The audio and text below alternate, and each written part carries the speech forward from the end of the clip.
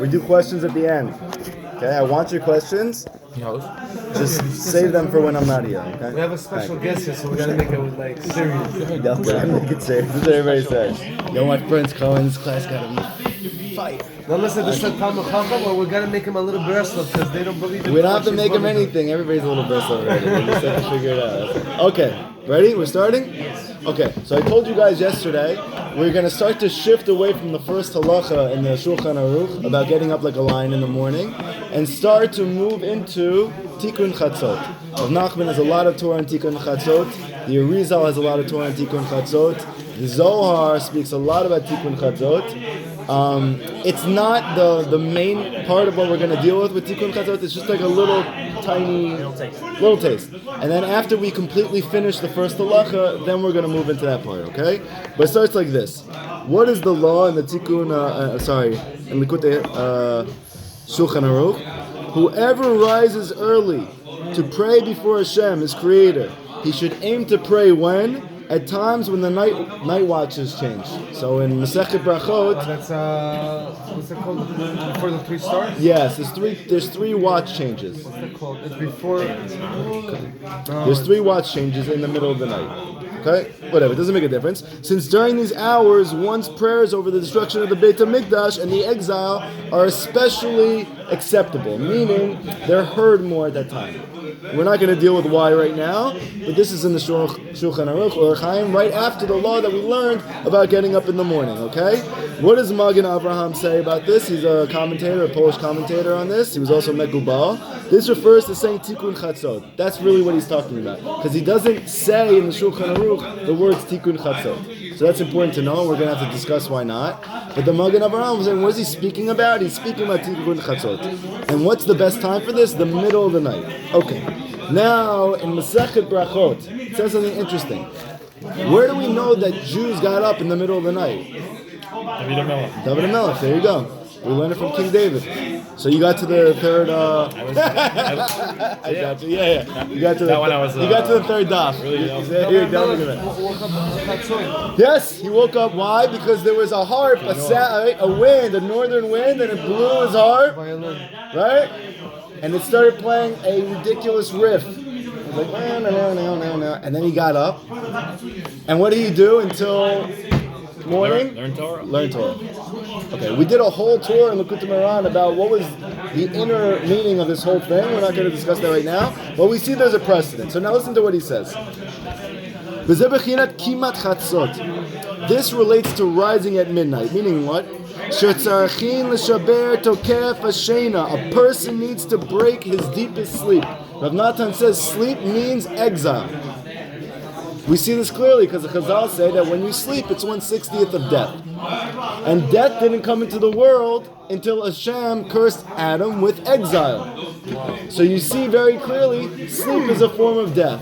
This is the reason why very big tzaddikim, they say you should really not sleep during the day. You shouldn't sleep during the day. On Shabbat, it's okay. Right? There are people, poskim, who come around later on who say if it helps you to learn more the rest of the day, it's okay, it's good. But lahatchila, let's say you're healthy and you're strong and you don't need it, it's better not to. Okay? Why? Because sleep is actually a little tiny taste of death. That's actually the reason why when you get up in the morning, you have to wash your hands. Obviously, Rav Ovadia has a tshuva that your whole house is considered for a mot, therefore you don't have to do this. But he was not a mekubal, and he was not a chassid. But any chassidic master is going to tell you, you mamish need to make sure you have this water vessel next to your bed. I'm not saying anything about it. I can't have different opinions. I'm giving you a wealth of information. He's a tzaddik. But his Yaakov Yosef quotes the Arizal a lot. Okay, but you have to understand there's a very, very big divide between Rav Ovadia Yosef and the Mekubalim poskim like the Ben Ish Chai. Very big divide. Rav Ovadia said there's Kabbalah and there's Halacha. Whereas the Ben Ish Chai is like, no, it's one thing. So it's a big difference. It's just the way they approach things. It's not that he didn't believe in Kabbalah, he did. Okay. And questions are for the end. End statements. Okay. So it says like this. How do you get up from your sleep? How do you get up from exile? Right? Let's say, for instance, you're falling spiritually. You don't feel connected. You don't feel excited to wake up today. You don't feel like you want to talk to Hashem. You don't feel like you want to learn Torah. Maybe you just wasted seed. Maybe you just got into a fight with your wife. Maybe you are struggling with whatever. Where do you get the impetus to start again? So it's very, very important. Because I know, like, as a growing up, when I used to go down, I was down for days. When anything negative happened to me, I was just out. It took me days or weeks or months, like, to recover. Now, start again. Start again. One of the main things that Rav Nachman taught, one of his biggest teachings, is to start over again. Rav Nachman used to say that even if I was in Gehenna because of my sins, I wouldn't despair for one moment. I would just start over again. It's a very deep concept of starting over again. How do you do it? Nakuda Tova. Find the good points. In yourself. We learned earlier, why does that help? Is this a psychological phenomenon? Am I just thinking good thoughts and all of a sudden I'm happy now and now I'm going to, right? Like Shaka always asks me, is this just psychological? So it's not. Rav Natan explains it's very deep. Why? Because the good inside of you is God. The reason you're in exile is because you're far in your mind from God. How do you connect to God instantaneously? By finding any piece of good in yourself, because that piece of good is God. For instance, let's say that piece of good that you found in yourself is, you know what? I really care about people. Yeah, I get angry. Yeah, I lack patience. Yeah, I struggle in this area, and I'm lazy and all these things, right? But I do have a lot of care for people. And I focus on this quality about myself. Do you know where this quality comes from? It's a piece of God that's inside of you, and it's revealing itself through you. So when you focus on that piece of good inside of you, the reason why it lifts you up out of the darkness is because Hashem is light, and you found a little bit of light. This is the concept of Ura Chibodi, Ura Hanevel. David HaMelech is saying, awaken the harp, awaken the lyre. Meaning what? Find this good point, that good point. This is the whole lesson of a Zamra. With that little bit of good in me, that's how Rav Nachman learns that out. Not with what's in me, I'm praising you, but with it's literal, with the little bit of good in me. Meaning I'm focusing on that little bit of good, and through this I'm doing tshuva. This is the concept of the harp of David. Shayam, and again, Ayadeh Ruach Safon, that the Ruach Safon, the northern wind blew through it. And this is the Ruach Tova. This is the concept of a good energy. What was blowing through his harp? Positive vibes. Positive vibes. Nekuda Tova Hatzafun. Why? Because Tzafon also means Tzafun. Tzafun means hidden. The good is hidden. What was blowing on his harp that woke him up, meaning from his exile, from his sadness, from his depression every night, because he had a lot of difficulties and inner turmoil? It was the inner good. It was the northern hidden wind, the good that was blowing through his harp. It's beautiful, no? You like it, Shaka? Yes. Then it's sweeter. Afilu b'tachlit hashena, and this is the essence of the deepest sleep. That the only thing that wakes people up from very deep sleep is a hidden good, meaning a higher good. Rav Nachman teaches, don't make the mistake of thinking, I'm a Baal Tshuva, I don't know anything, therefore I can go with like an average rabbi. Right? Let me get myself an average rabbi who just knows more than me. He said this is a huge mistake. He says the less connected you are to Hashem, the greater the rabbi you need. And if you've been secular your whole life, you need the tzaddik yesod olam. Why? Because you're the concept of deep sleep. You're the concept of deep sleep. So how do you get out of deep sleep? You need the Torah of ancient times. This whole story we're learning of the lost princess, which seems like it's a kid's story, is really based on Kabbalah. It's speaking about the world of Atik Yomim, which is the holiest and the most secret and the ancient of... But he says this is the only thing that wakes Jews up that are in the deepest sleep in the exile. He says as soon as I told this person to a secular person, one of the masculine, they immediately did tshuva. Why? Because it's ancient Torah. I said that story over to my teenage students. And it was an amazing response I got from them. I thought they would be like, this is boring, this is childish. They were all into it.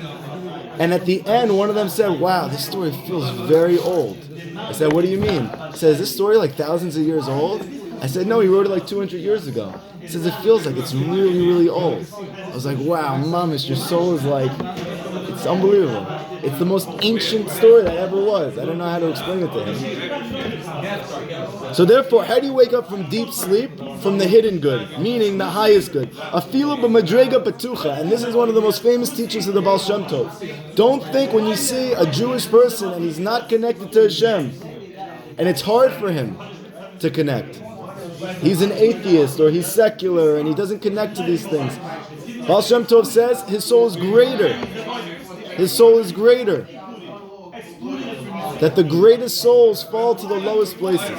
And he gives the example of you throw like a rock off a building or a ball off a building, and then you throw a ball off a higher building.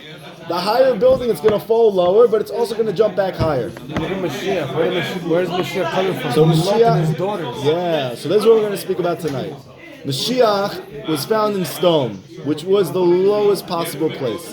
How does David end up in stone? Because his soul is the only soul which comes from Atik, which is the highest place. Okay? The highest level of Torah. But how does that Jew, who's Mashiach, wake up at the end? He has to find that good. He has to connect to that good inside him. Like it says in Tehillim, Ma Rav Tuvcha Asher Tzafanta. How great is the good that you hid? So usually when we read this, the simple understanding is, for the person who has Yirat Shamayim, in the end he's going to find all the good that he toiled for. Rav Nachman says, don't read it like that.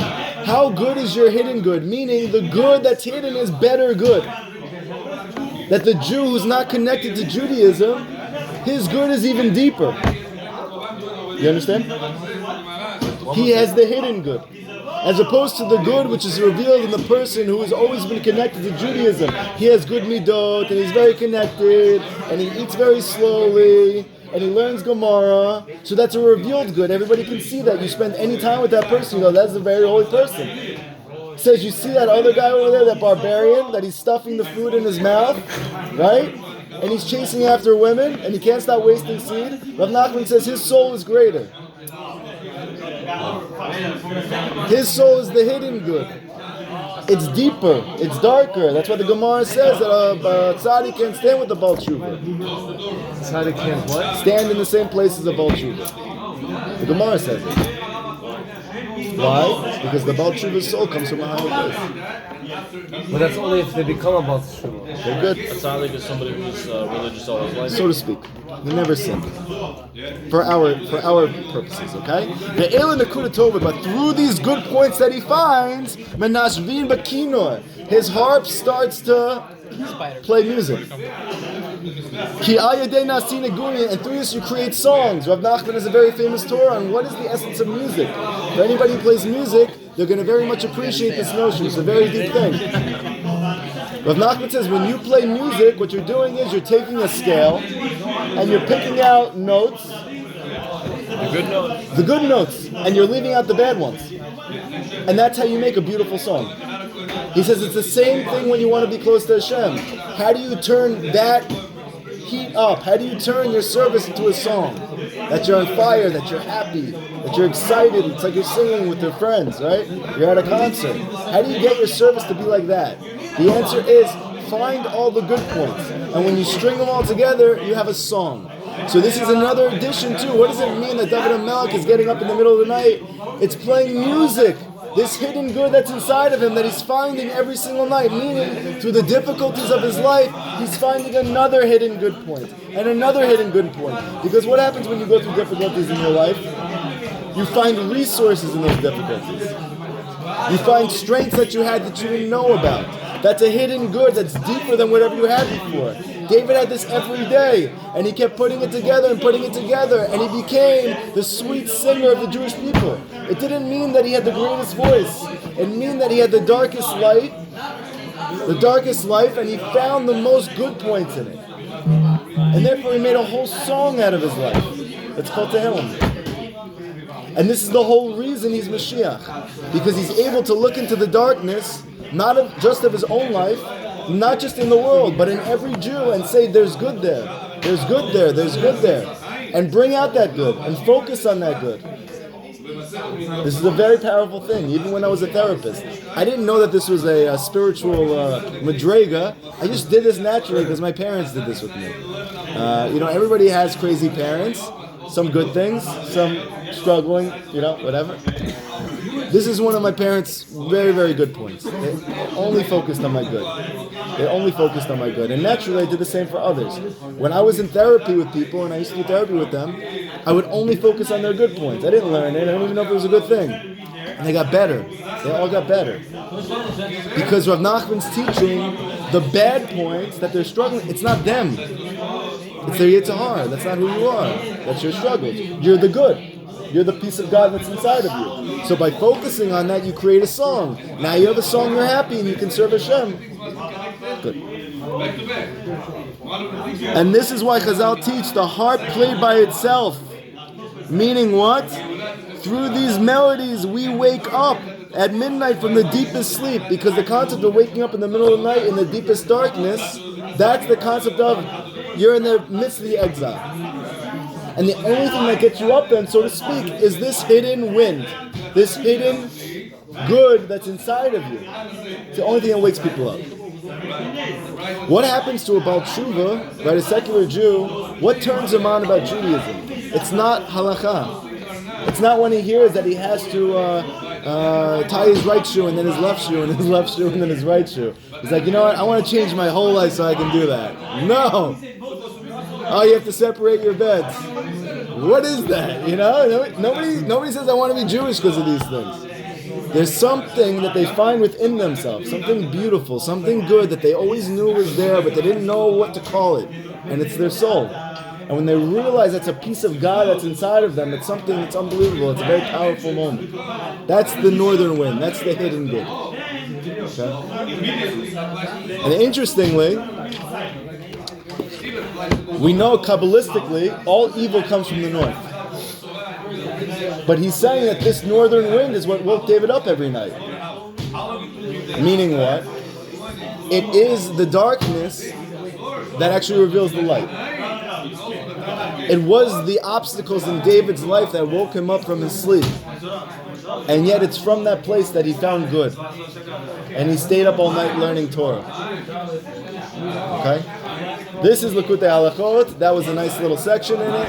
We'll move forward tomorrow. Daniel, I liked it. I could see by your face. You enjoy it? It's good stuff, yeah? Okay, good. Now we're going to continue learning about the lost princess. What happens to her? I can't go through the whole thing again. I'm so sorry. I've done this a million times. So, just... You're okay. Good. So it says like this. Where he left off, he drank. It was his second failure. First failure, he ate from the tree. He fell asleep for an extended period of time. Second time, he drank wine, secular wisdom. He fell asleep for 70 years. What was the first time? He just fell asleep. The apple. What did that represent? Taiva. He just gave into a taiva. It wasn't a deep thing. It was like, I have an urge to do something. I did it. He didn't even think about it. Second time, he said to himself, you know what? Maybe I should do this. Maybe I shouldn't. You see, it was more of an intellectual fall than a physical fall. Okay? He fell asleep for 70 years. Meanwhile, many soldiers passed by along with their baggage trains and with their equipment. What do the soldiers represent?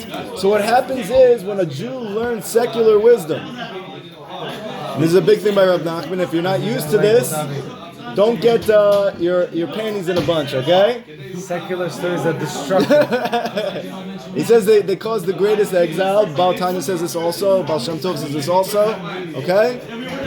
So what happens is you increase your koach medameh, which is what?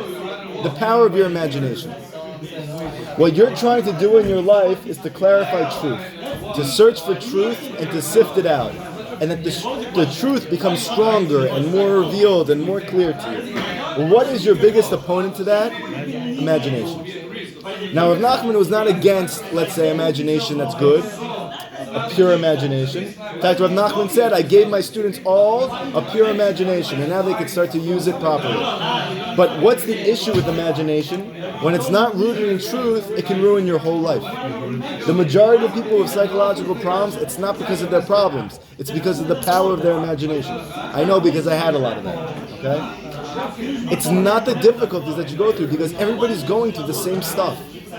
It's just that some people internalize it truthfully because they were taught to do so, and some people didn't have that zchut, and they imagine that things are bad. And that's all imagination. The power of imagination. Rav Nachman says, what gives koach and strength to the power of a Jew's imagination so that he starts to feel sadness and despair, I'm bound by nature, I'm not going to make it, all of these things? Secular wisdom. Secular wisdom. So he falls asleep, and now all these soldiers are passing by him. Why? Because the soldiers are his enemies. They are the power of his imagination. Then a chariot and carriages are passing by, carrying the princess. Okay? So now, the first time that he failed, she was still in the castle. But now he failed the second time, she's not in the castle anymore. He learned secular wisdom, and all of a sudden, she's not within his reach. He can't just stop learning it and go find her again. Now she's being taken away further. The exile is deeper. She stopped there next to the viceroy, though, while he was sleeping. So this is a very beautiful thing. It's like the Jew, he's in exile, and yet the Shekhinah, which is the lost princess, comes and consoles him even when he's sleeping. You're still going to be able to get me. She comes by and she cries over him. And she takes her handkerchief over her head, and she cries into it. And she places it on him. He wakes up. And the servant tells him what happened. He said, where am I? He said, you slept for 70 years, you crazy. 70 years? What are you, a bear? Get up.